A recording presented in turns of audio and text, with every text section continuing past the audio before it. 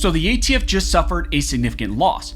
Their pistol brace rule was just struck down in its entirety, and it was vacated nationwide. The entire rule was struck down. So we need to talk about what just happened with this huge decision.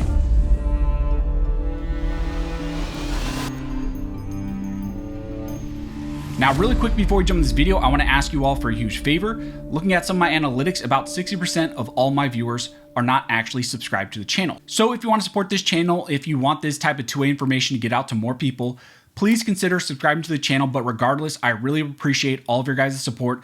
We've reached over 700,000 subscribers, which I would have never imagined.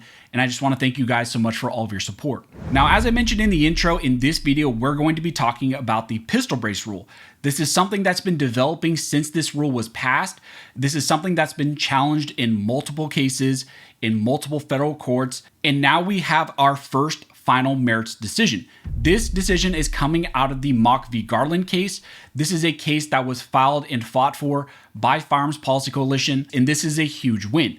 The entire rule was vacated, which means it was found invalid and struck down in its entirety. So the pistol brace rule, as of right now, is no more and has been vacated nationwide. You may be asking yourself, how does this impact you? And really, the status quo of things doesn't change drastically, because keep in mind, there were already a bunch of cases that were being litigated, this mock case as well, where there were original preliminary injunctions, which are a little bit more temporary forms of relief. Those preliminary injunctions were granted and they were protecting some of those organizations like FPC, SAF, GOA, and others. It was protecting those organizations and their members.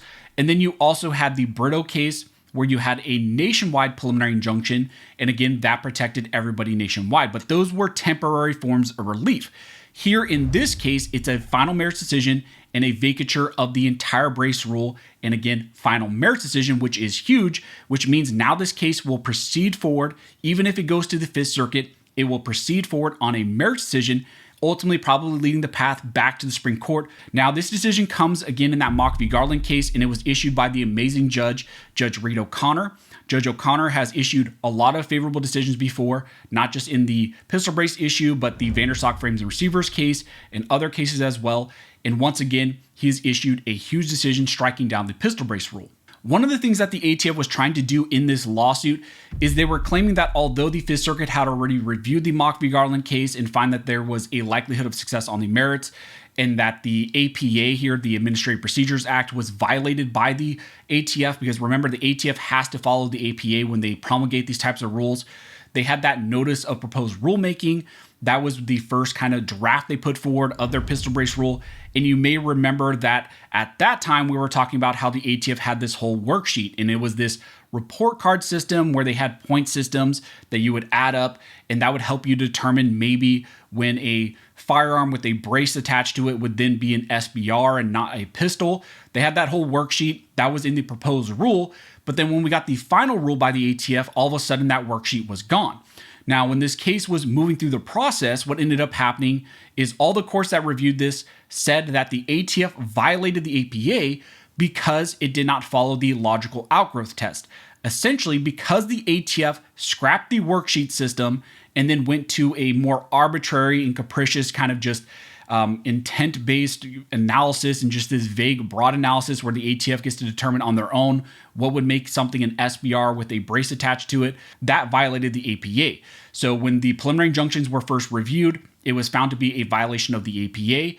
And now, once again, on the final merits decision, they found that yes, the ATF did violate the APA, that this is not following the logical outgrowth test, and therefore the entire brace rule must be vacated. Another thing that I want to note is that this lawsuit here is not a pure Second Amendment challenge. So I know some people will say, that the brace rule was struck down in its entirety because it was deemed unconstitutional or a violation of the Second Amendment. That's not necessarily true. There were some Second Amendment arguments that were made in this lawsuit, but the courts never reached a decision, and definitely not a final merits decision based purely on the Second Amendment. It was more purely on the procedural aspect, the APA claims that were brought in these lawsuits.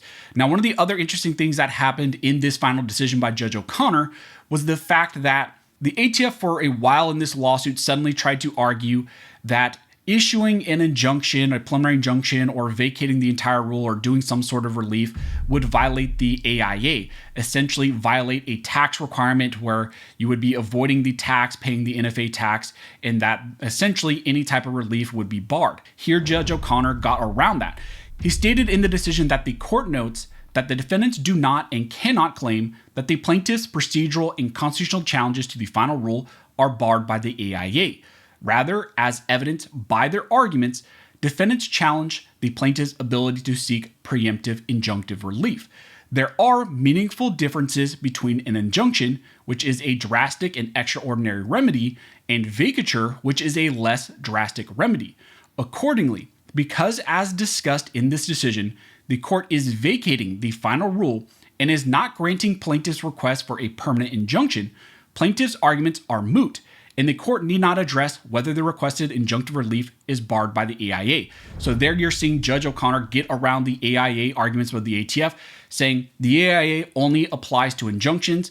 I'm not granting a permanent injunction in this decision. I'm granting a vacature of the entire rule, which is different, and that's why the AIA does not apply, and that's why the whole NFA tax requirement is not applying in this case. He then goes on to say that this pistol brace rule here in this case is invalid and must be struck down in its entirety and must be vacated because, again, it violates the logical outgrowth test. Now, really what Judge O'Connor does here in this section and really in the entire decision is he just rejects all of the ATF's arguments that he shouldn't follow what the Fifth Circuit did, that the Fifth Circuit, really when they first reviewed Mock was on a more limited evidentiary record, that the arguments weren't fully developed, and therefore he shouldn't follow the whole logical outgrowth analysis. He says, no, the Fifth Circuit, when they first reviewed Mock, did a thorough job. They really looked at this issue and found that the ATF violated the logical outgrowth test, that they scrapped the worksheet, went to this more vague and arbitrary process, and that violates the APA, and therefore this must be struck down. He states in this section that the court declines to relitigate a determination made by the Fifth Circuit in this case. Here, the court declines the defendant's invitation to relitigate this issue and once again adopts the majority's well-reasoned conclusion as its own. Consequently, the court finds that the final rule violated the APA's procedural requirements because it was not a logical outgrowth of the proposed rule. Accordingly, plaintiff's motion for summary judgment is granted and defendant's motion for summary judgment is denied as to the issue. Now, here's also something very important. Of course, they're adopting what the Fifth Circuit already said as far as a violation of the logical outgrowth. But then there was a question about, okay, what form of relief would Judge O'Connor grant? There were a few options. He had mentioned that he could grant a permanent injunction, which is a little bit more drastic, essentially permanently barring the ATF from ever doing anything like this ever again. Or he could just simply vacate the rule and then remand it, for the ATF to do something again. What ultimately happened here is that he vacated the entire rule. So the rule is no more. It's found a violation of the APA. But the ATF isn't necessarily barred from going back to the drawing board and trying to issue maybe a new proposed rule, a new final rule that is maybe consistent with the APA. Again, he's not addressing whether or not this type of rule would violate the Second Amendment or if it's just unconstitutional at large. Simply what he's saying here is that the ATF messed up the process. Again, a little bit less drastic of a decision, but still it's vacating the entire pistol brace rule. Now, you may be asking yourself again, how does this apply directly to you? This is a decision which impacts everybody in the United States. The 10 to 20 million pistol brace owners, this impacts everybody. Essentially, this is a vacature of the entire rule. So as of right now, as we sit right now, the pistol brace rule is no more.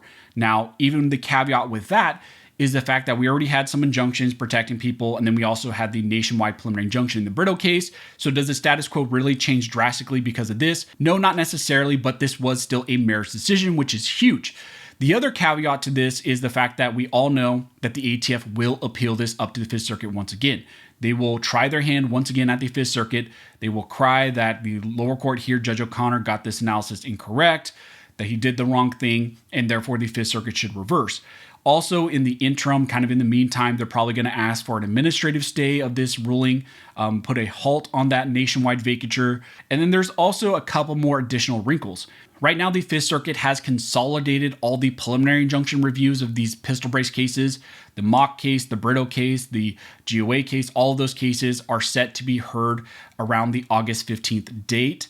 What's likely now going to happen, because we have a final merits decision in the Mock case, is some of those are also probably going to get moved around. And then also keep in mind, we have a ton of Supreme Court decisions dealing directly with the ATF's bump stock ban, that Cargill case, dealing with the Vanderstock case. All of those decisions are set to come. But the general takeaway of this is that the pistol brace rule has been vacated in its entirety. That's a huge win. This is a final merits decision, which is huge. So big shout out to FPC. Go support them. They're an amazing organization. So if you like this video and you would like to support the channel, one of the best ways to do that is to like, comment, and subscribe. All those things help to fuel the algorithm, and it signals to YouTube that you guys see value in these videos and in this type of 2A news. But as always, thank you all for watching. Don't forget to like and subscribe. And never forget, this nation was built by armed scholars, and this nation will be maintained by armed scholars.